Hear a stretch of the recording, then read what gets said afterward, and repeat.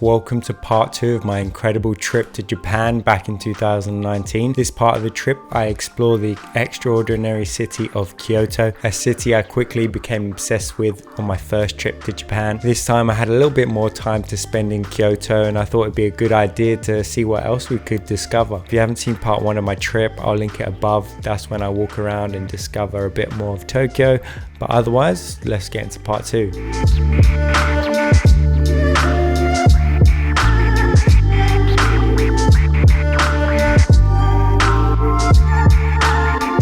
I'd definitely say Kyoto has a more of a traditional vibe to it. You've got the historical landmarks, the shrines, the temples, which give it an older feel and bring out, that traditional look to the buildings and the surroundings. But what really drew me into Kyoto this time around was the beautiful nature I discovered around the urban areas that really brought out, the nature that I really love to enjoy and discover. And there was definitely plenty of photo opportunities I found in these spots. We arrived in Kyoto on the infamous bullet train. There's nothing quite like shooting through the Japanese countryside at these incredible speeds and witnessing the amazing Japanese countryside that you're speeding past. Locally, these trains are called Shinkansens, and you can get a ticket that gives you, enables you to travel for 1 or 2 weeks. I can't remember exactly, but and it's really useful if you want to head to the south and come back to the north and venture in between as well. We weren't in any particular rush to get to Kyoto that day, so we arrived in the afternoon, got comfortable at the hostel we were staying at, which was called Len Hostel. I'd stayed there on a previous trip to Kyoto and enjoyed it so much, so I decided to book it again. I think the main reason for wanting to go back to that hostel was the bar cafe downstairs.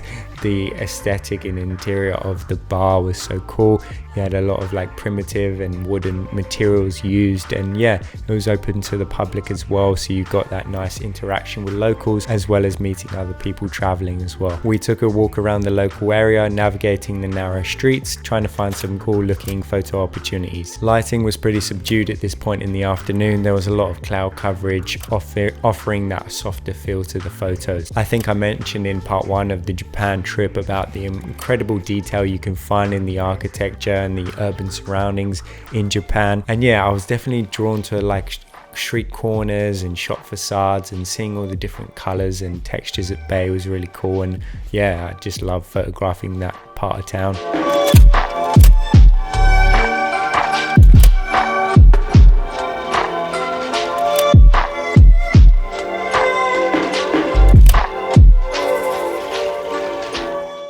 We came across this lookout point which had these pretty incredible views of Kyoto, and by chance as well we happened to be super close by to the I think it's called Tochi Temple, which is a Buddhist temple. It's kind of like this big pergola that sticks out among the surrounding buildings. Like I said, the temple definitely stood out among its surroundings, but it also fitted in with that traditional architecture you could see around as well. There was plenty of people around, as you can imagine, that time of day around kind of sunset at a very iconic spot. You're going to get a lot of other photographers, a lot of them sat with their tripods and things like that. So it was kind of difficult to get the right shot of this building, this pergola. So you had to kind of work your way around it. So the next day happened to be my favorite of the trip. I'll go into a bit more detail as to why, and you'll probably see it combines a lot of the things I enjoy. But let's get into day 2. So this is also when I started to shoot film. I packed with me my Canon EOS 500, which if you watched this channel before, you can know that I use it quite a bit and enjoy this camera a lot. But this was kind of during the beginning when I was starting to use this camera and get used to it. But I packed it because I could use my 6D lenses as well with it. So I mainly swapped between my Sigma 35mm lens and my Tamron 24-70. So I also bought some film when I was in Tokyo. I managed to get my hands on quite a few rolls of Portra 400. So I mainly just stuck to shooting that film stock throughout the trip. But we started off the day checking out Kinkajou Temple. It's another spot I really wanted to witness, mainly for the gardens and the lakes that surrounded the temple, and it's quite an infamous spot.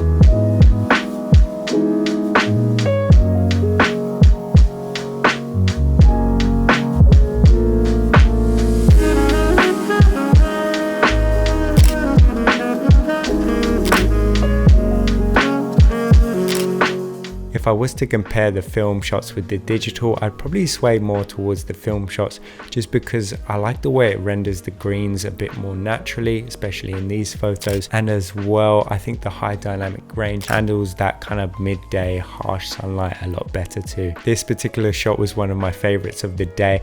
I like all the different textures in the foreground, which brings your attention up close, and then you've got the temple kind of low-key sitting in the background, adding that nice bit of color and yeah, a bit of interest there as well. We didn't want to spend too much time in this spot as it was quite touristy and crowded, so we managed to get some food quickly after a local spot and then head to Kyoto Botanical Gardens. Botanical Gardens are definitely one of my favorite places to explore. I'm pretty fascinated by plants and interesting architecture, and they seem to combine the both pretty well. So here's a sequence of me getting way too carried away in my element among the different plants.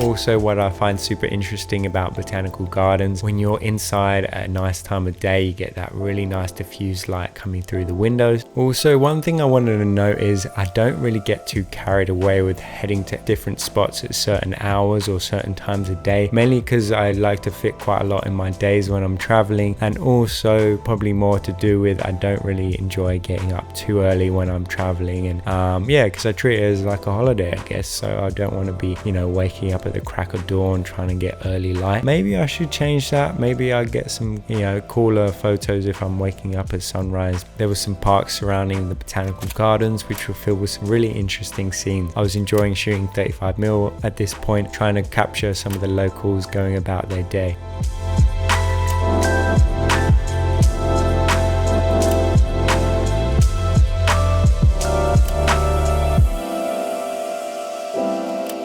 In one of the parks there was actually some markets happening and with some live music going on, which we luckily stumbled upon. Afterwards we headed back to the hostel. We were actually meeting some friends from Brisbane who happened to be in Kyoto at the same time as us, and yeah, we thought we'd catch up for a few drinks, visit some of the local bars in the area. During a few Japanese whiskeys, we decided the next day we were going to head to Arashima, which is where the bamboo forest is. I'd been talking to my friend about how I wanted to take some more portraits of strangers, and luckily on the train there to where we were going, I bumped into these two guys that were dressed like skaters.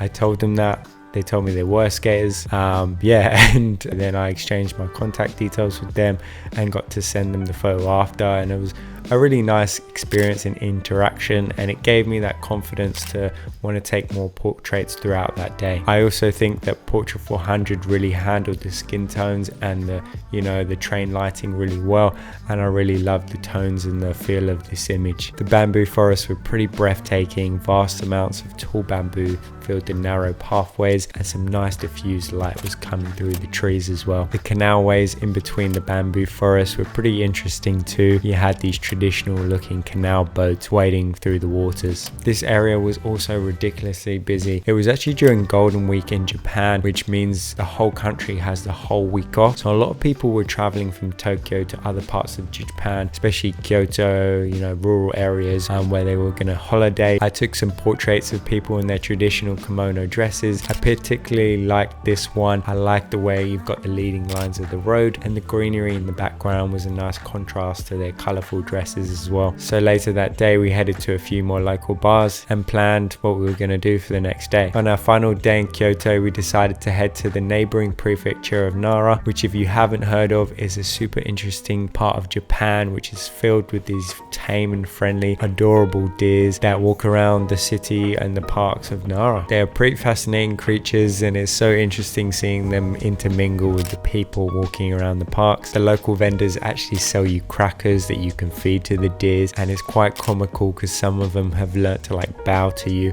before receiving the crackers, which is yeah, definitely pretty funny. After getting a feel for the area, we decided to get some bikes and explore a bit further and yeah, see what we could discover.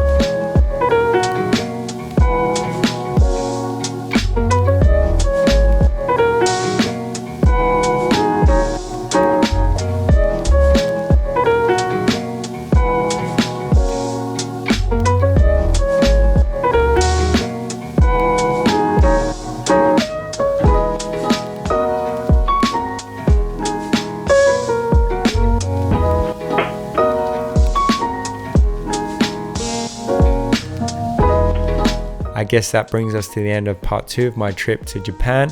I really enjoyed my time in Kyoto. It was a nice mix of seeing the sights as well as, you know, discovering some more untapped parts of town. I'm really looking forward to showing you the next part of the trip. I think I talked about this in part 1, but yeah, it's when we discover more of the Japanese countryside and we go to some more rural towns such as Tamago, Shirakawa-go, Magume and other places like that, which yeah, uncover these incredible terrain and yeah, can't wait to show you guys. Thanks so much for watching this video. I hope you enjoyed this part of the trip. It was super fun to make. Make sure to head over to my Instagram if you want to see more of my film photography. Otherwise, yeah, I'll see you next time. Peace.